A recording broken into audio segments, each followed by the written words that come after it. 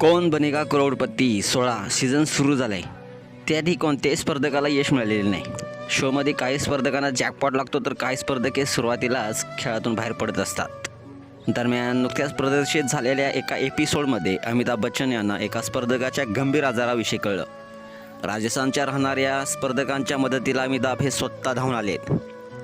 27 वर्षाच्या नरेशी मीना ही राजस्थानच्या सवाई माधोपूरची राहणार आहे.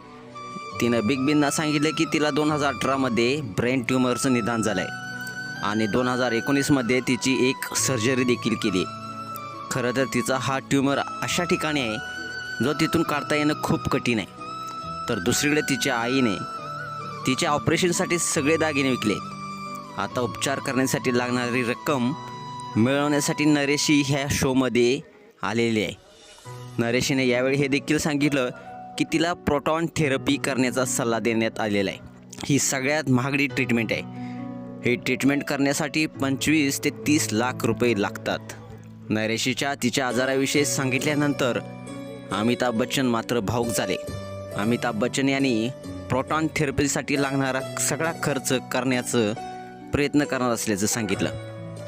त्यांनी सांगितलं, मला तुझा सहाय्यक व्हायचं आहे, मला तुला पाठिंबा द्यायचा आहे आणि आता तू शोमध्ये जी काही रक्कम जिंकशील ती तुझीच असेल. तुझ्या उपचाराबाबत तू काही चिंता करू नकोस. अमिताभ बच्चन यांनी नरेशीच्या साहसीवृत्तीचं कौतुक केलेलं आहे. सार्वजनिक ठिकाणी अशा कोणत्याही गोष्टीवर बोलण्यासाठी महिलेत खूप हिंमत असावी लागते. तू जे धैर्य दाखवलंस त्यासाठी मी आभारी आहे. हे देखील अमिताभ बच्चन यांनी तिच्या धाडसाचं कौतुक करताना म्हटलेलं आहे. मी तुझ्या संपूर्ण हिमतीची दाद देतो. मला या गोष्टीची जाणीव आहे की तुला या गोष्टीची चिंता असेल की तू किती रक्कम जिंकणार आणि तो उपचाराला घेऊन खूप सकारात्मक आहे. आता पैशाविषयी चिंता करू नका. नरेशविषयी बोलायचे झाले तर ती हॉट शीटवर असताना तिनं 3.2 लाख रुपये जिंकले. तर या शोमध्ये ती 1 कोटींच्या प्रश्नापर्यंत पोहोचल्याचं पाहायला मिळते.